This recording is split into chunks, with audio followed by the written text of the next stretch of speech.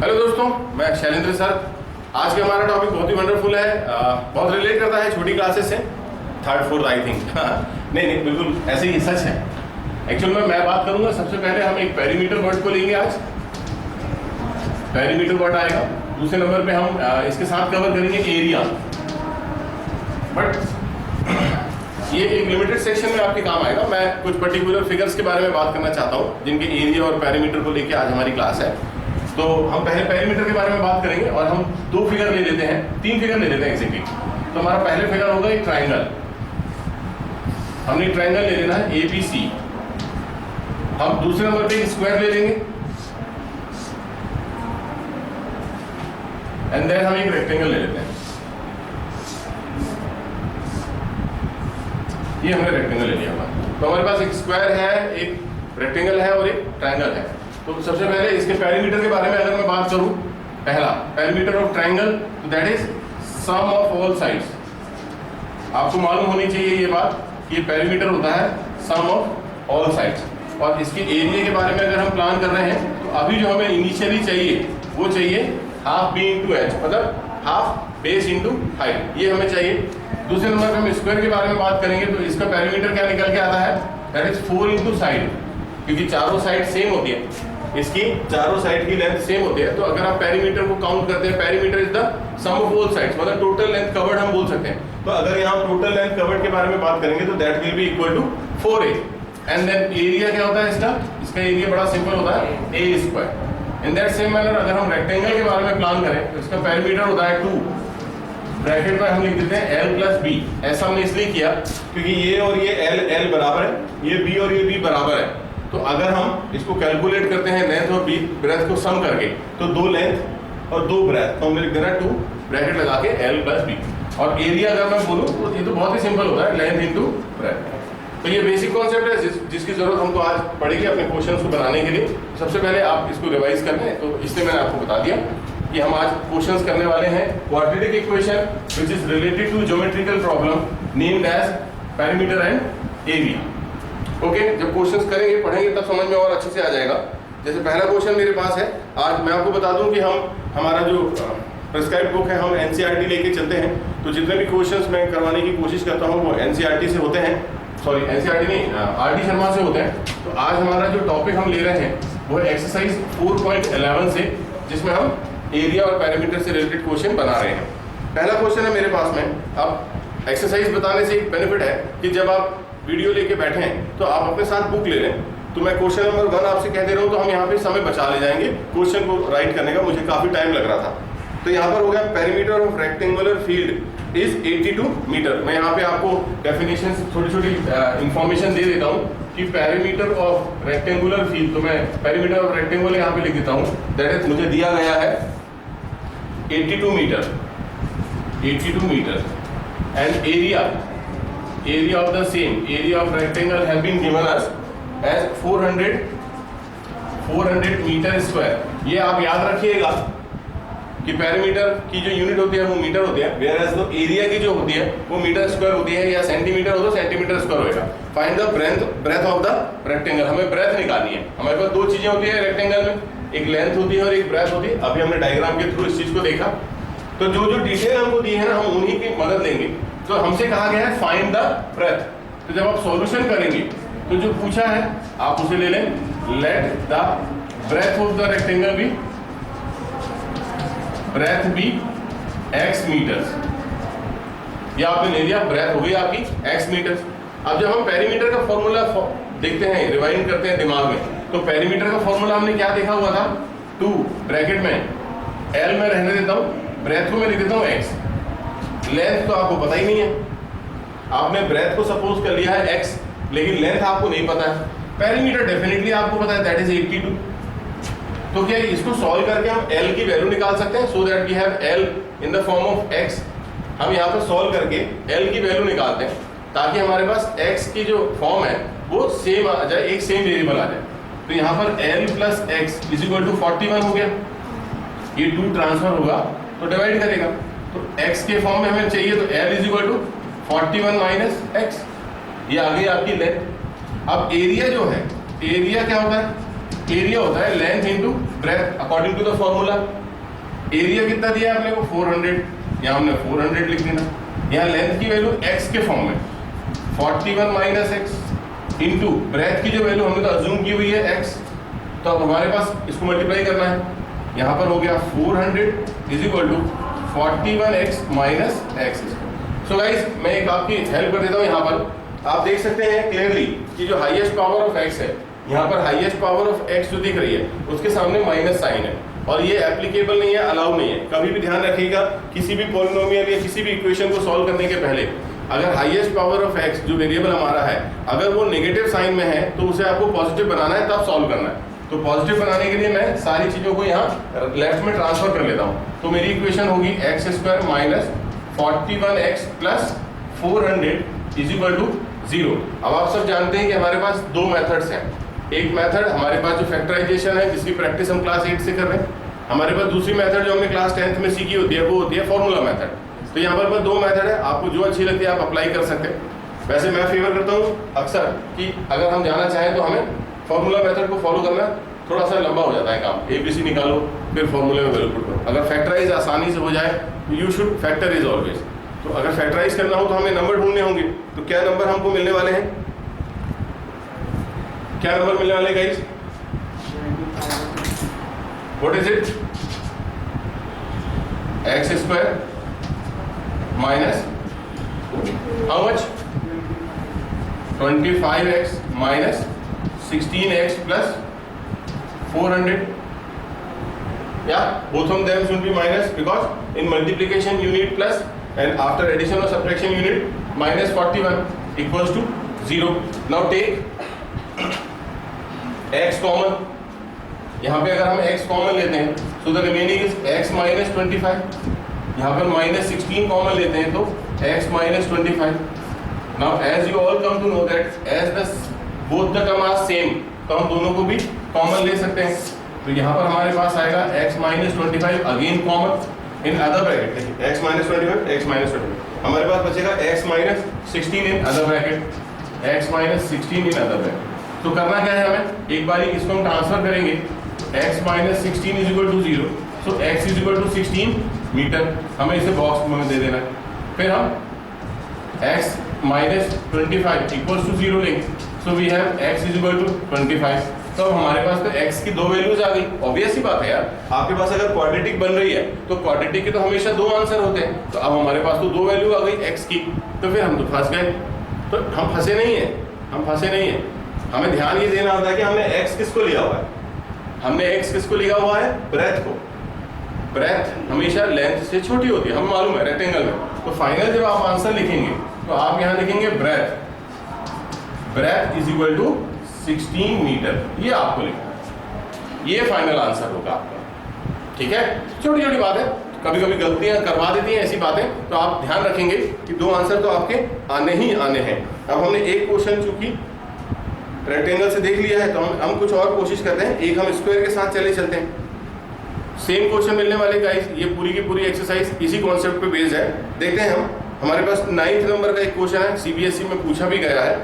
तो इसने लिखा है 9th नहीं सॉरी, हम 8th के बारे में बात कर रहे हैं, because 8th belongs to square. So sum of the areas of two square is 400 metre. क्या कहा इसने कि हमारे पास में दो स्क्वायर है और उनके एरियाज का sum, the sum of areas of two square is 400 centimeter square. If the difference of their perimeter is 16, find the sides of two square. हमें दोनों के दोनों स्क्वायर की साइड्स को निकालना है। तो हम सबसे पहले क्या करेंगे, अब हमारे पास तो क्वाड्रेटिक इक्वेशन चैप्टर है, हम वेरिएबल तो एक ही दे सकते हैं, तो हम किसी एक साइड की लेंथ ले लेते हैं।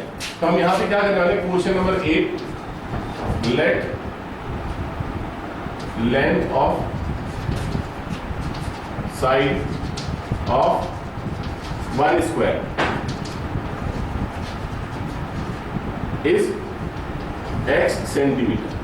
सेंटीमीटर में दिया ना question, that's why we have taken centimetre. Fine, तो यहां पर हमने एक की साइड तो ले ली इतनी। अब फिर से मैं क्वेश्चन को रीड कर रहा हूं आपके लिए। सम ऑफ द एरियाज, मतलब दो स्क्वायर हैं जिनके एरिया को सम करना है। मतलब मैं यहां लिखूंगा एरिया A1, तो आप क्या समझेंगे, एरिया ऑफ 1 स्क्वायर, यहाँ पे मैं लिखूंगा A2, तो आप क्या समझेंगे, एरिया ऑफ अदर स्क्वायर। हमारे पास 2 स्क्वायर है, तो हमने दोनों स्क्वायर के एरिया को इस तरह से सम करके लिख लिया और उसकी वैल्यू हमको मालूम है, दैट इज 400। ठीक है, आपको एरिया ऑफ स्क्वायर का फॉर्मूला मालूम है और आपको एक स्क्वायर की लेंथ भी मालूम है। तो हमने क्या करना है, इस वाले की लेंथ हमने ली थी x, इसका एरिया होगा x square plus area of second one is A2, तो हम यहाँ A2 की वैल्यू निकाल लेते हैं सिंपली, ये हो गया 400 माइनस x। इसे चाहे तो हम इक्वेशन नंबर 1 असाइन कर सकते हैं। सिंपल, यहाँ तक बहुत आसान हो। आगे क्वेश्चन ने क्या इंफॉर्मेशन दी है, if the difference of their perimeter, if the difference of their perimeter, their माने यहाँ पर अगेन दोनों के दोनों स्क्वायर है, तो हम क्या लिखेंगे यहाँ पर, PA1 माइनस PA2 इज, हमको ये भी दिया है कि दोनों के डिफरेंस जो है वो कितना दिया हुआ, if the difference of their perimeter is 16 centimetre, तो हम यहाँ पे 16 लिखेंगे। अब पहला वाला जो हमारा स्क्वायर है, हमारे इस वाले स्क्वायर की साइड की लेंथ हमने अज्यूम कर रखी है x, तो उसका पेरीमीटर कितना हो जाएगा 4x, माइनस हमारे पास जो दूसरा वाला पेरीमीटर है, हमारे पास जो दूसरा वाला पेरीमीटर है, ये उसका एरिया है, ये एरिया है। एरिया का फॉर्मूला क्या होता है, साइड का स्क्वायर। अगर मैं यहां से आपसे कहूं कि ये जो एरिया है, यहां थोड़ा सा और सॉल्व कर लेते हैं इसको, तो यहां पर इस एरिया को मैं लिख देता हूं साइड का स्क्वायर। तो साइड का स्क्वायर कितना है, 400 माइनस एक्स स्क्वायर। हमें पेरीमीटर के टाइम पे चाहिए थी साइड, अगर मैं यहां से साइड निकालूं तो कैसे निकालूंगा, ये स्क्वायर को यहां ट्रांसफर कर दूंगा तो मुझे साइड मिल जाएगी। मैं यही जगह लेके लिख ले रहा हूं यहाँ, इट इंप्लाइज दैट यहाँ साइड जो होगी हमारी, साइड की लेंथ होगी रूट के अंदर में 400 minus x square. Got it, ये एरिया था, एरिया की वैल्यू इतनी आई। एरिया का मतलब होता है साइड का स्क्वायर, साइड का स्क्वायर बराबर इतना आया। मुझे साइड की जरूरत पड़ी थी पेरीमीटर निकालने के लिए, तो मैंने क्या करना है, side is equal to root के अंदर 400 माइनस एक्स स्क्वायर।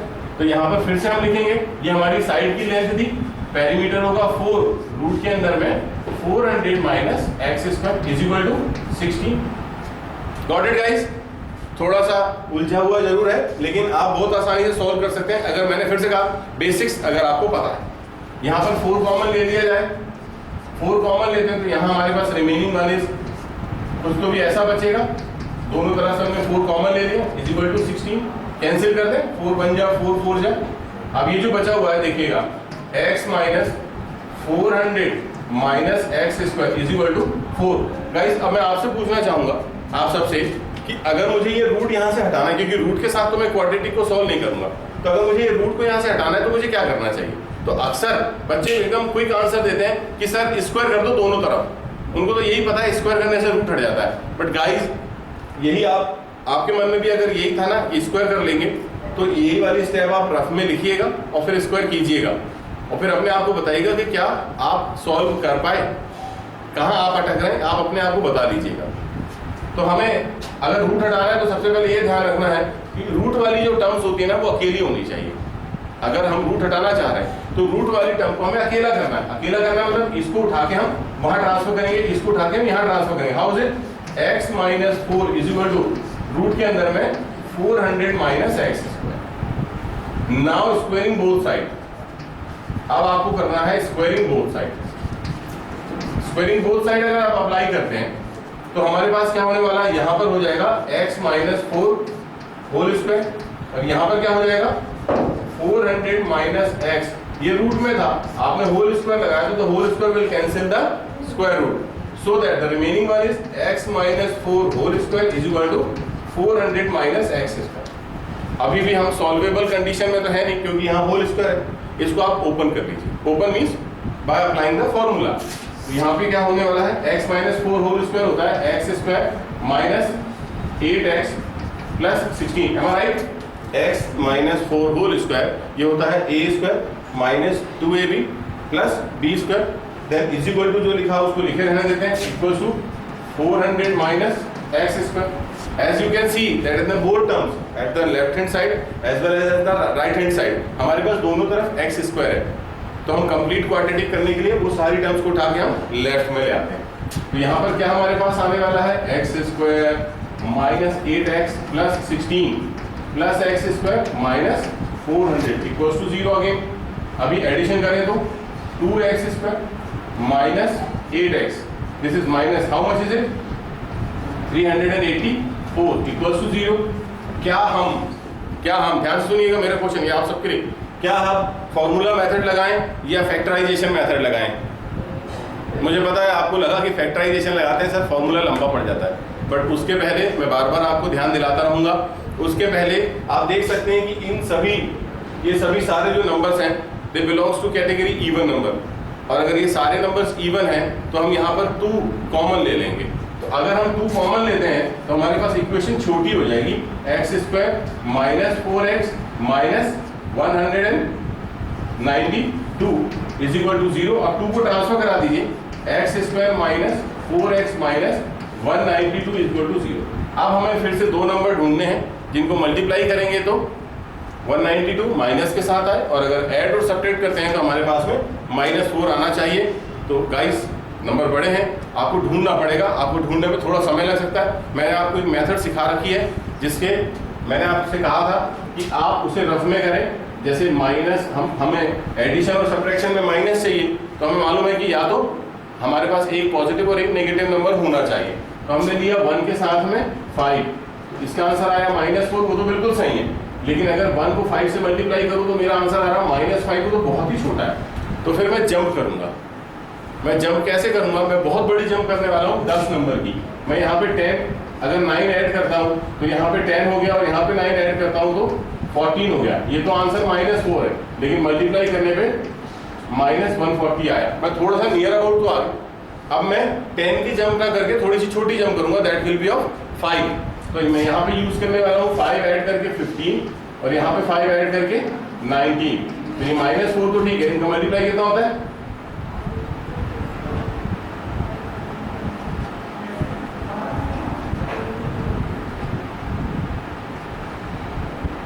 ये तो 285 हो रहा माइनस में। हम ज्यादा चले गए, तो अब हमें पता चल गया कि हमारा जो रेंज है वो 10 और 15 के बीच में कहीं पर है। तो हम इतना ज्यादा लंबा ना जंप करके इसको 2 ऐड करते हैं।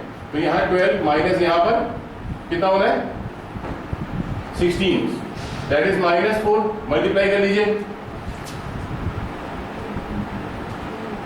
192 with minus sign, we have got the exact number. हमारे पास हमारी पेयरिंग मिल गई। हम यहाँ पे क्या करेंगे, x square minus 12x plus 12x minus 16x minus 192 equals to 0। So that x common ले लीजिए, it is x plus 12, minus 16 common ले लीजिए, it is x plus 12 equals to 0। अभी हम x प्लस 12 कॉमन लेते हैं, तो यहाँ पर आ गया x minus 16 is equal to 0। अब एक आंसर x का -12 है बॉक्स के अंदर, एक आंसर x का 16 है बॉक्स के अंदर। आप जान गए होंगे कि हमें -12 को इग्नोर करना पड़ेगा। क्यों करना पड़ेगा गाइस? लेंथ कभी भी नेगेटिव साइन के साथ नहीं होती है, माइनस में कभी भी हम लेंथ को कंसीडर नहीं कर सकते, इसलिए हम x इज इक्वल टू 16 लेंगे। हमारे क्वेश्चन में पूछा गया था find the sides of 2 square. तो x हमारे पास एक स्क्वायर की ली थी ना, length of side of 1 square भी x। तो अदर स्क्वायर की निकालने के लिए आप क्या करोगे, लेंथ हमारी साइड ये थी, देखिए ये लिखा हमने, side is equal to root के अंदर में 400 माइनस x स्क्वायर, ये वैल्यू आप वहां पुट ऑन करेंगे और सॉल्व करके आप निकाल लेंगे length of the side of other square. So guys that was the basic fundamental behind this exercise. ये पूरी की पूरी एक्सरसाइज पेरीमीटर और एरिया से रिलेटेड क्वेश्चन से भरी हुई है। स्क्वायर के, रेक्टेंगल के, इस तरह के क्वेश्चन आपको इसमें ज्यादातर देखने के लिए मिलेंगे। तो गाइस प्रैक्टिस कीजिए, अगर कोई प्रॉब्लम होती है तो प्लीज कमेंट में लिखिए।